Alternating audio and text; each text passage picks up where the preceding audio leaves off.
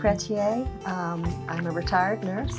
Spent some time at Warren Memorial Hospital, other places in Valley Health, and retired as a school nurse and lead for Warren County Public Schools. I was at A.S. Rhodes. And I'm Nick Chrétien. I'm a freelance photographer. We've lived in this community for 35 years now, same house. With my involvement in the soccer league, I've seen many kids come and go through our community. In 2012, approximately 50,000 people in the United States died of a drug overdose. And most of those are youth in the prime of life. They're leaving behind loved ones, they're leaving behind children, they're leaving behind families. They're absolutely devastated. And anything we can do as a community to help prevent, to help the people who are victims of drug abuse, drug violence, to prevent any of that is so necessary, so very necessary.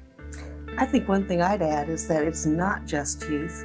And we've talked about this True. before. As a nurse, I know that one of the fastest growing segments of the population are older people, 50s and on up, who are getting knee replacements, hip replacements, and being put on pain management and having difficulty coming off of it. I think it's better now because at the time,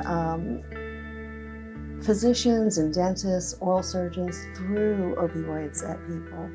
Our older daughter had cut herself on an oyster shell at the beach one year, and they sent her home with prescriptions for a 30-day supply of Percocet and Oxycontin. She didn't fill either one of them. She had like 3 stitches. And there was no plan to get weaned off of them. And as a nurse, I think it was like 1998 or so, we were mandated to attend a pain management seminar that was 4 hours long, run by the drug reps, that told us we were not treating our patients' pain well enough. And I believed it. I bought into that hook, line, and sinker.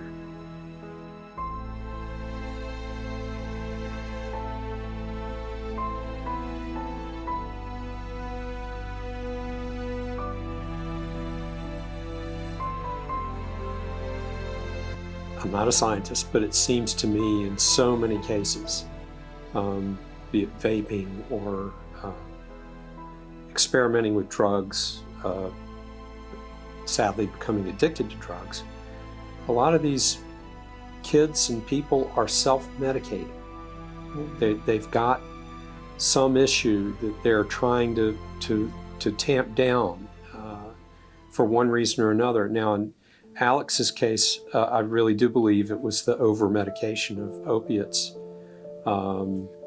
in a couple of instances that made him realize he really liked the feeling it gave him and became addicted. He had an addictive personality. He started smoking very early.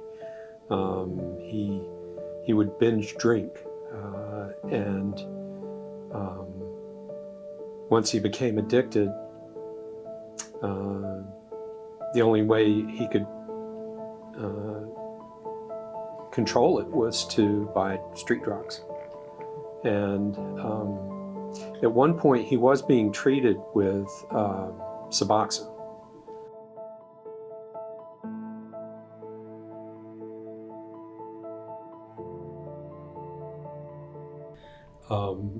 We would go up to Winchester for his meetings, and he would get his dose and he'd get his counseling.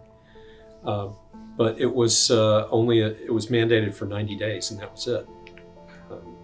And at the end of 90 days, he was still an addict.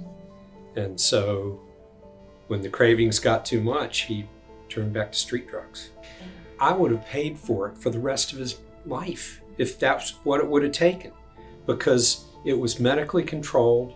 It wasn't doing any damage. He didn't have to worry about getting a disease from a needle, or or the fentanyl problem that is killing so many people now. Fine, treat him medically. We got into this mess medically. let's treat him medically. In a controlled circumstance where he's safe, he can be monitored, a doctor can step in if it's necessary, and maybe he'll live longer than he did. We always go back to diabetes. Just quit eating sugar. and pull yourself up with the bootstraps. You don't need drugs. You know, nobody wants to be an addict. Alex didn't. And you know, one of the things that I think people who say they chose this, I think addicts are made when there is no longer a choice. Their brain has changed and they have to have this drug. It's not that they want it, they have to have it. And people need to remember that these are loved ones. And if it can happen to us, it can happen to anybody.